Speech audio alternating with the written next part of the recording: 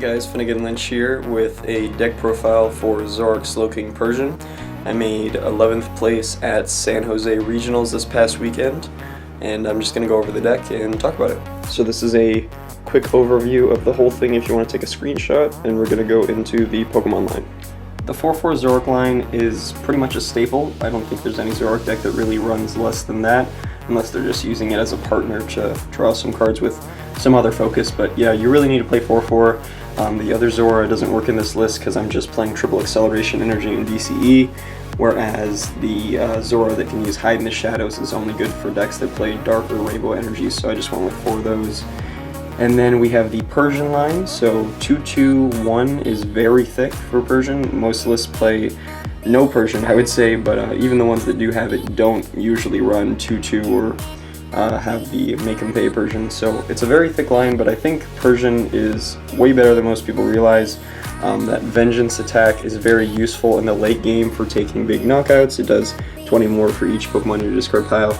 And then Slash Back is also a great GX attack that gets your GX out of the active so that you can bring up a 1-prize Pokemon. And then Catwalk is obviously extremely powerful, making it so that if any of your GX or EXs were knocked out by your opponent last turn, you can search your deck for 2 cards and put them in your hand.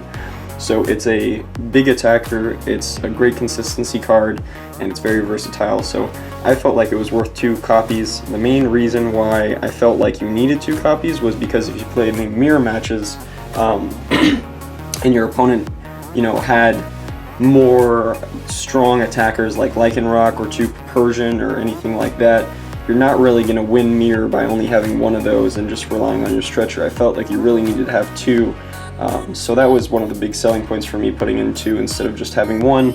And then I have this one Make 'em Pay Persian with the attack that does 20, and then I look at my opponent's hand, and if they have 4 or more cards, I can just discard whatever cards I want until they only have 4 cards in their hand.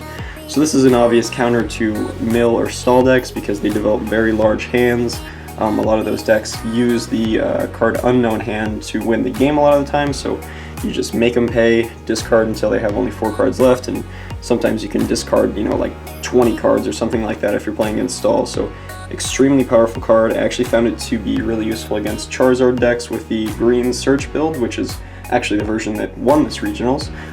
So what you can do is just get rid of their only supporters, because that deck relies really heavily on stuff like Welder, Green Search, Custom Catcher, and Guzma. So I noticed they'll use Fire Crystal or Fiery Flint or use Welder and Heat Factory and develop a really big hand in 1 turn. So to respond to that, I'll just kind of drag up some inconvenient target on their bench and then use Make 'em Pay in the same turn, and usually I can discard enough resources to put them in a really bad spot, especially if they had just used Green Search on the previous turn and I know that they have 2 really good cards that they need in their hand. So this is mostly for stall stuff, but it actually ended up being really strong for me against Reshizard. I won one of my best of 3s in day 1 exclusively because of Persian. I'm pretty sure I wouldn't have beat it without it in my list, so that was pretty cool. 2 Lele is pretty standard right now. I like to play 3 normally, but then Dedenne was printed, and I just didn't really have room for another 3rd Lele after that, so it took its spot. I definitely would not play 1 Lele right now, and it just seems like 3 is too hard to fit. So yeah, I think that's pretty much locked in at the 2 count in this deck at the moment. 1 Dedenne is cool. I really wanted a second one. I thought the card was incredibly powerful. In hindsight though, I really think the 1 copy was enough. I used it a lot actually, just for pushing me a little bit further to hit what I needed. I found turn 1 I used Day Change a lot, which is the ability on it that says lets you discard your hand and draw 6, just because you can use it, draw a new hand of 6 cards, and then Lily afterwards in the same turn to have a huge turn 1, kind of similar to what you would see with Zoroark expanded. So I really like the Dedenne GX. And then we've got a 2/1 Muck line with this Grammar in particular because I play Koga's Trap. So the synergy there is basically between this attack, Chemical Breath, and the fact that Koga's makes the defending poisoned and confused, and Chemical Breath does 50 more for each special condition on the defending, so it turns Grammar into a legitimate attacker, and then also having 2 Grammar as opposed to just 1 makes your matchup against any electric deck more favorable because they rely heavily on abilities like Dedenne GX, Zoroark, Lele and plenty of other abilities. So I felt like a 2-1 line was perfect because not only does it help those matchups, but it just gives you another 1-prize attacker in combination with Koga. Then there's a 1-1 Slowking line. I realized that this is very thin as far as 1-prize water type attackers go in this deck. Most people are running Dugong, it seems like, and if people are playing Slowking, they have a 2-2 line instead of just a 1-1. But I tested against Reshizard decks a lot, and it just does not seem like you need more than a 1-1 line to beat them consistently. I didn't lose to any Reshizard decks throughout the whole tournament, and the only one that I didn't get a win against was one where I got a tie, but that was just for some bogus reasons that I won't get into, but I would have won if we had more time. So yeah, I definitely think the 1-1 Slowking is definitely correct. I had no issue with it. And then the last two Pokemon are Ditto and Marshadow. Ditto is a staple in any of these Zoroark decks pretty much because it's able to turn into any stage 1, and this deck has 1, 2, 3, 4, 5 different stage 1s that it can evolve into, I believe.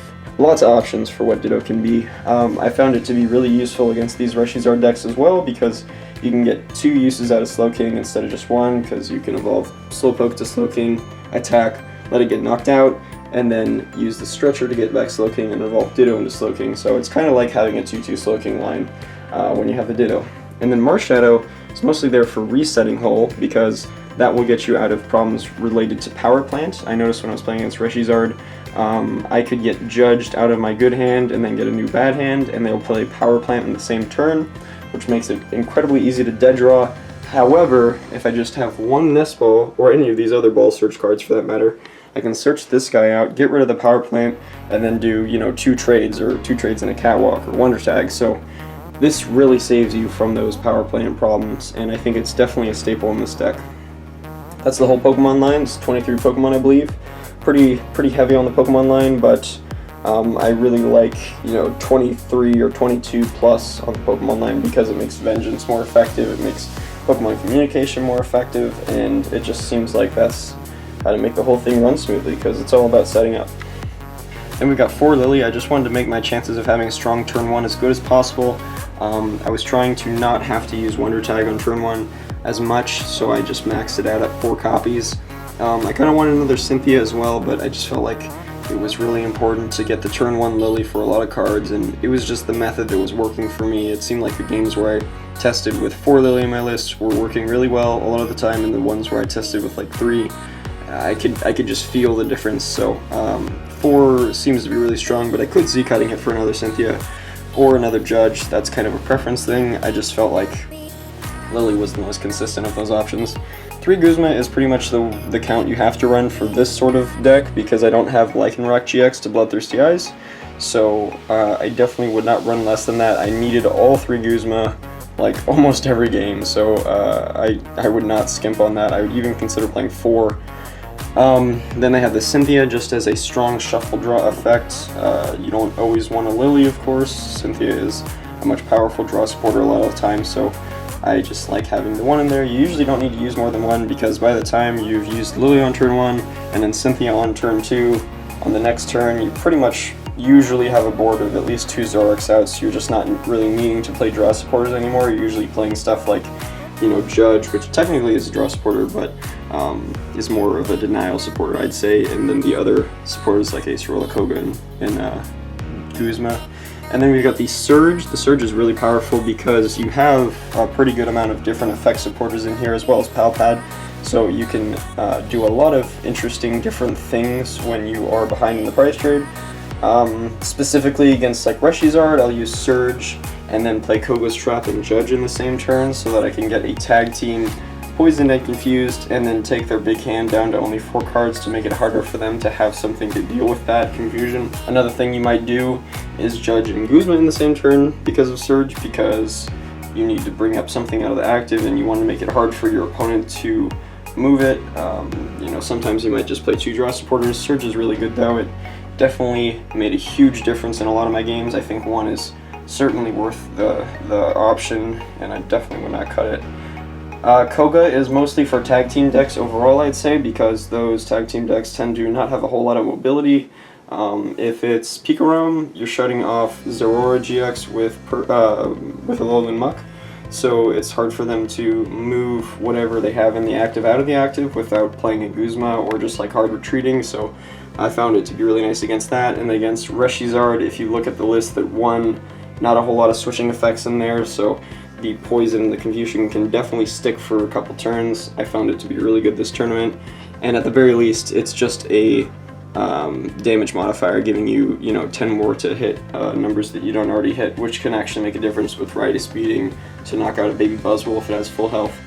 Then there's Acerola, which is primarily there for the Zapdos matchup. It's just really hard to beat that deck unless you can heal at least one time per game. I find myself pal-patting it back and then healing again. They just can't really one-shot more than once a game on a GX, because they have the baby Buzzwole, of course, but yeah, I just found that if I didn't have that healing effect, they could two-shot a Zoroark or a Persian a lot of the time, and that was enough for them to win the game. So I felt like Acerola was really a staple for that matchup, and it's just been helpful for a bunch of different situations. Anytime my opponent doesn't get the knockout on something, I just Acerola it up and then keep going. I went somewhat heavy on the ball line here. We got 4 Ultra, 4 Pokemon Communication, and 4 Nest Ball. I actually wanted to put in a Great Ball. I had that Make 'em Pay Persian slot open as a couple different cards, and one of them was a Great Ball. I'm still heavily considering putting back in Great Ball. If I go to any local tournaments, I definitely might do that instead if I'm not expecting to face Mill. But yeah, it seems like this is the minimum amount of ball cards you need in this deck. I still had consistency issues, actually. I had I want to say 6 games throughout the tournament where I just opened with a dead hand or a really bad opening and just lost quickly after, directly related to that, and those ball cards are going to be how you get Lele or Dene, so I just feel like you really need at least 12. I'd like 13. And then there's 2 Choice Band, can't really dip below that, you just need it for hitting the right numbers against any of the GXs in the format. There's a whole lot of GXs in the format, so there's a lot you want to do 30 more damage to. Yeah, not really much else to say about that, really. Then there's that 1 Rescue Stretcher. You could run more than 1, and I've definitely considered that. When I was facing the Pikarom matchup, it seemed like another Stretcher would have been nice. But overall, I think 1's enough, just because you do want to have Pokemon in your discard pile for powering up Vengeance, so it's kind of not super helpful to play more than 1, I'd say. It's really good for getting back Muck. If you're playing against an electric deck and they knock out your 1 Muck, you can just quickly Stretcher and then evolve another Grimer on your bench to another Muck. Sometimes you need to reuse Make 'em Pay, sometimes you need to reuse sometimes you need to reuse Marshadow for resetting Hull. Stretcher is definitely a staple in the deck, I'd say. Super helpful for me. And then Palpad, another staple. You've got a lot of one-of supporters in here. I frequently will trade away 1 or 2 Guzman, then need to Palpad it back.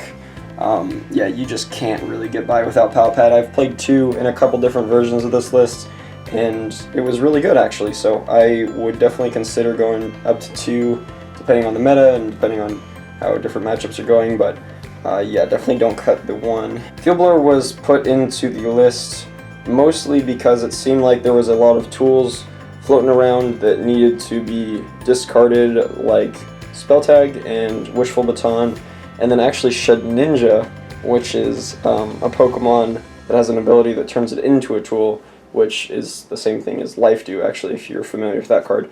So yeah, Blower was just a really good call for this event because there's a bunch of Baby Blounds decks with Baton, a bunch of Weezing decks with Spell Tag, and then those Shed Ninja decks. So yeah, I definitely think it was the way to go. I had a second Devoured for a long time, but I ended up cutting it for that Blower just because of the way the meta shaped out. I definitely could see going up to 2 Devoured again if it seems like Zapdos decks that don't play Rainbow Energy are being played again, but otherwise it seems like 1 or maybe even no Devoured field should be quite fine. The Devoured field wasn't very good for me. I guess I had more faith in people playing Zapdos Buzzwole with Viridian and then Basic Energy rather than the Rainbows, but it seems like most people played the Rainbows. You only really need Devoured fields for that one reason, to be quite honest. Yeah, it's just there so that you can do 130 with Zoroark, and you don't need to just use Koga's Trap to one-shot Baby Buzz. So I could see cutting this for something else. It was just nice to have another counter stadium. That's pretty much most of the use I got out of it was just as a counter stadium, not necessarily for the effect. So I definitely would consider cutting that for a different effect, maybe another Mars Shadow or another Blower or just another Stadium entirely.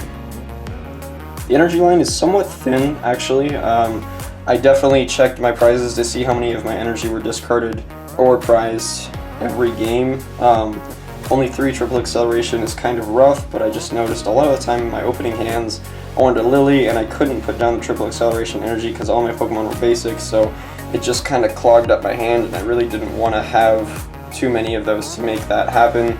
And then it just seemed like you could definitely get by with only 3 instead of 4 if you just manage your resources really well.